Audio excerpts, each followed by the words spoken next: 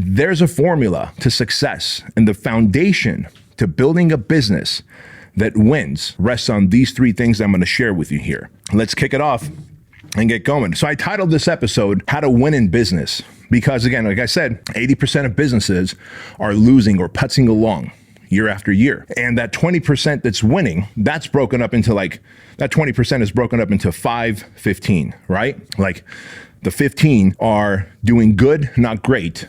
And that 5 are doing really great. Well, again, I've got the good fortune with all my coaching clients and with all my entrepreneur friends that I get to peek into their businesses, and with all my companies and all the companies that I invest in, I get to see a very common thread in businesses that fail, businesses that putz along, and businesses that thrive and hockey stick. And here's what those things are.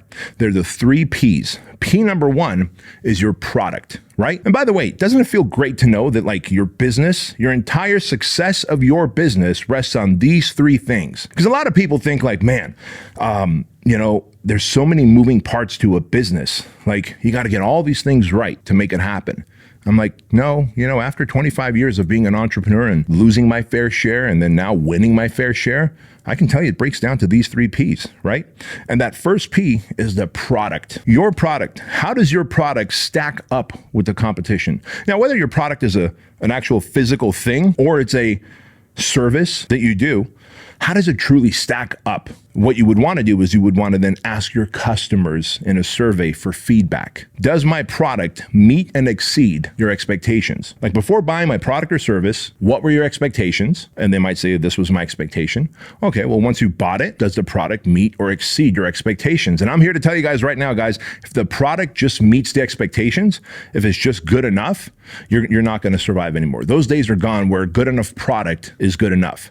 Now, if you are not exceptional, you will not survive because the world has gotten so small. Because of social media, the internet, we get to now shop anywhere in the world. So if there is a better product or service being offered, better than yours, even though I'm in your neighborhood, I'm in your town, but there's a better product or service being offered on the other side of the world, I can access it through this cool little device, my phone. And so you have to be so good at it, at that product or service. You have to have such great mastery of understanding your customers and clients' fears, frustrations, and desires to be able to satisfy their fears, frustrations, and desires, to be able to create a product or a service that is so convenient, so affordable, so easy to access, to use, so instinctive. And then also, how does your product differentiate, right? So that product category breaks down into, does your product, how does it stack up against the competition? Does it meet or exceed the customer's expectations? Does it differentiate from all the other similar products that are out there that are competing against your product? Is it backed by social proof? Can you back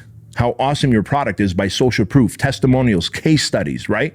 If not, then it's just you and your marketing organization talking about how awesome the product is, but that's what you're supposed to do. If you are the founder, you are the CEO, you are the leader of your brand, of course you're going to say great things about your product. You're not going to talk shit about your product. It is your job to say good things about your product. So the customers, the world, the leads out there know that it is your job to talk good about the product. So they immediately go deaf when you're talking.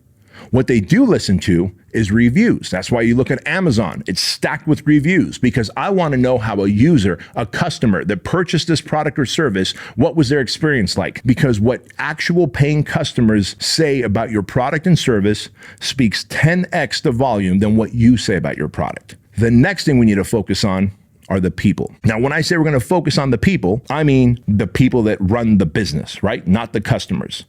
And it starts with you. So check, we've got a great product now. Now we have to ask, do we have the right people in place? And by that, I mean, are you the right leader? If you want to build a $10 million business with your service that you have, are you the type of leader that can get that company to $10 million. If you want to build a $100 million business, you have to be the $100 million CEO. You have to have all the characteristics, all the traits, all the morning routine, the structure, the ritual, everything that a $100 million CEO has. When you are making exactly $0, you have to have all the characteristics and the traits that a high-performing $100 million CEO has. And so if you are not a level 8, 9, or a 10 leader? How do you expect to get your company to a level 8, 9, or a 10? So first of all, in the people category, the leader, you matter, right? Your personal discipline, your life structure, your emotional discipline, your ability to make decisions, your ability to cast a vision, your ability to draft out a daily mission. Like, what are the KPIs we have to achieve day to day to create the outcome that we want? And so once the leader is the right person, then we have to look at the employees. Are your employees bought into your company, into your brand, into your vision, into your mission? If they're not bought in, they're just there to get a paycheck, guess what? Then they're exactly that. They're employees. Employees are like crop dusters. They clock in a little late. They clock out a little early. They do the bare minimum to maintain employment. They only work in their own little silo. They don't really care about what the other departments are doing because they're there to collect a paycheck. See, I don't have employees in my building. I don't have employees in my organization. They're all team members. We're a fucking team. And we know exactly what sport we're playing. We know exactly where the field is, and we know exactly the rules of the game. So are your people bought in? Like, truly, do your people have the commitment, the loyalty? Do they have your back? And then finally, the third set of people is your vendors. Make no mistake about it. Your vendors are also your people, right? Because you're like, well, I'm a great leader. I have great employees, but my vendors are always late with the product. Guess what? Your vendors are still part of your people. And that means the customer is getting shitty service. And that means your product or your business is subpar. And I told you, subpar businesses do not survive. Those days are gone. You have to be excellent or you're dead. That is how business works today. And so if your vendors are late, they're making a shitty product, the quality control is lousy, they can't meet deadlines, then you have to find a new vendor. So in the people category, are you the leader? Are your people, your employees, team members that are bought in to the vision? And do they check off a yes on the GWC filter?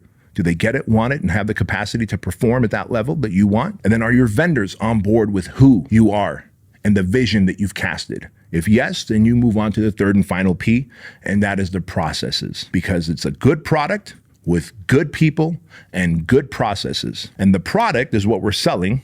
The people are the human resources that we have, and the people run their processes. Because think about this, you might have good processes and a good product, but if you have bad people, it's still gonna be a shitty business. So the processes break down to like how the product is actually delivered, how it's communicated, the service that you give.